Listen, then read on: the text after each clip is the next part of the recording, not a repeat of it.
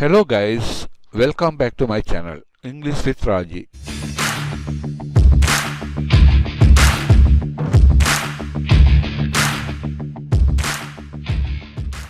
இன்றைக்கு நாங்க 32வது பாடத்துல சந்திக்கிறோம். கடந்த 3 பகுதிகளாக நான் பாஸ்ட் டென்ஸை படிப்பிச்சு கொண்டு வரேன். இன்றைக்கு நாங்க 4வது பகுதியாக நெகட்டிவ் ஃபார்ம்ஸ் எவ்வாறு அமைக்கிறேன்னு மீண்டும் படிக்க இருக்கிறோம். உங்களுக்கு தெரியும், இறந்த காலத்துல எவ்வாறு நெகட்டிவ் சென்டென்சஸ் அமைக்கிறேன்னு சொல்லி ஏற்கனவே ரெகுலர் வேர்ப்ஸில் படிப்பிச்சிருக்கிறேன். ரெகுலர் வேர்ப்ஸ்ன்றா உங்களுக்கு தெரியும், ஈடி சேர்க்கப்பட்டு இறந்த காலமாக மாற்றப்படுகின்ற வினைச்சொற்கள். உதாரணத்துக்கு ஐ கிளீன்டு, இது ஒரு சாதாரண ரெகுலர் வேர்ப். இந்த கிளீன்ட் என்ற சொல்ல டிட் பிளஸ் கிளீன் என்றும் சொல்லலாம். நாங்கள் நெகட்டிவ் சென்டென்சஸ் அமைக்கும்போது இரண்டுக்கும் இடையில நாங்கள் நொட்டை பயன்படுத்தினா சரி. ஐ டிட் நாட் கிளீன், இதை நாங்கள் ஐ டிடன்ட் கிளீன் என்றும் சொல்லலாம், அல்லது ஐ டிடன்ட் கிளீன் என்றும் சொல்லலாம். இது ரெகுலர் வேர்ப் எவ்வாறு நெகட்டிவ் சென்டென்ஸாக அமையும் என்று படித்தது. இன்றைக்கு நாங்கள் படிக்க இருக்கிறது இர்ரெகுலர் வேர்ப்ஸ். இந்த இர்ரெகுலர் வேர்ப்ஸில் உதாரணத்துக்கு ஐ ட்ராங்க், நான் குடித்தேன். இந்த ட்ரிங்குக்குரிய பாஸ்ட் டென்ஸ் தான் ட்ராங்க். இந்த ட்ராங்க் என்று சொல்ல நாங்கள் டிட் பிளஸ் ட்ரிங்க் என்றும் எழுதலாம். ஞாபகம் வச்சுக்கொள்ளுங்க, டிட் என்று முன்னுக்கு போட்டால் வேர்ப் 1 தான் பின்னுக்கு வரும். ஸோ இங்கே ரெண்டுக்கும் இடையில நாங்கள் நொட்டை பயன்படுத்தி ஐ டிட் நாட் ட்ரிங்க், நான் குடிக்கவில்லை என்ற அர்த்தம் வரும். அப்படி இல்லை என்று சொன்னால் ஐ டிடன்ட் ட்ரிங்க், நான் குடிக்கவில்லை. ஸோ ரெகுலர் வேர்ப்ஸுக்கும் இர்ரெகுலர் வேர்ப்ஸுக்கும் உள்ள ஒற்றுமை என்னென்றால் நாங்கள் அந்த வினை சொல்ல டிட்டை முன்னுக்கு எடுத்துட்டு இடையில் நாங்கள் நொட்டை பயன்படுத்தினா சரி. இப்போ உங்களுக்கு விளங்கி இருக்கும் என்ன மாதிரி இறந்த காலத்தில் நாங்கள் நெகட்டிவ் ஃபார்ம்ஸ் அமைக்கிறேன்னு சொல்லி விளங்கி இருக்கோம். இதோடு சேர்த்து நீங்கள் பாருங்கள், நாங்கள் ஏற்கனவே நிகழ்காலம் படிக்கும்போது நாங்கள் என்ன மாதிரி பயன்படுத்தினோம்னு சொன்னால் டூ நாட் ட்ரிங்க் என்று பாவிச்சோம்.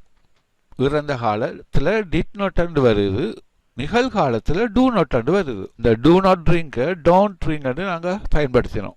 நிகழ்காலத்தில் பயன்படுத்தின வினைச்சொல் ட்ரிங்க் அங்கே நீங்கள் நினச்சிக்கொள்ளுங்க டூ பிளஸ் ட்ரிங்க் என்று அமைஞ்சிருக்கும்.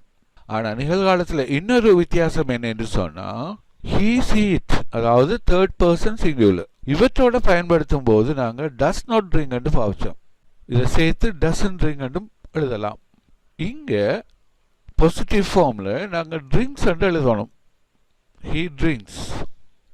ஸோ என்ன வித்தியாசம்னு சொன்னால் இறந்த காலத்தில் பாருங்கள் எல்லா எழுவாய்களுடனும் டிட் நாட் ட்ரிங்க் என்று எழுதணும்.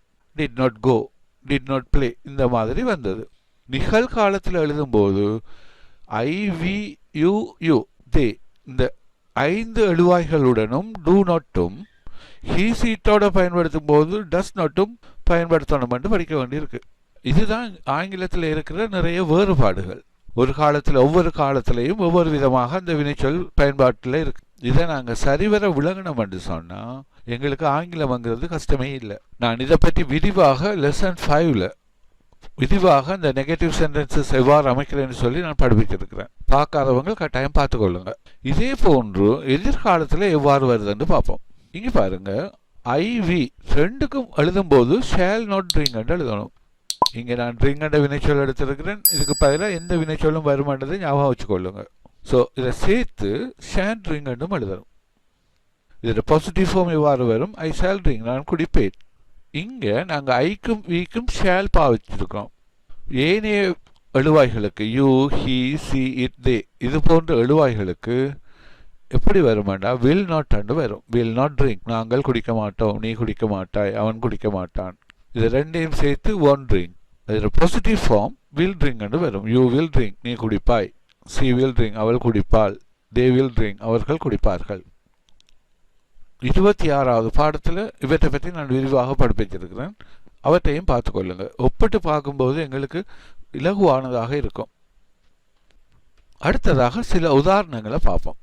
இங்கே பாருங்க, the carpenter made this table, இந்த தச்சன் மேட் உருவாக்கினான், திஸ் டேபிள் இந்த மேசையை, but he did not make this chair, அவன் இந்த கதிரையை உருவாக்கவில்லை.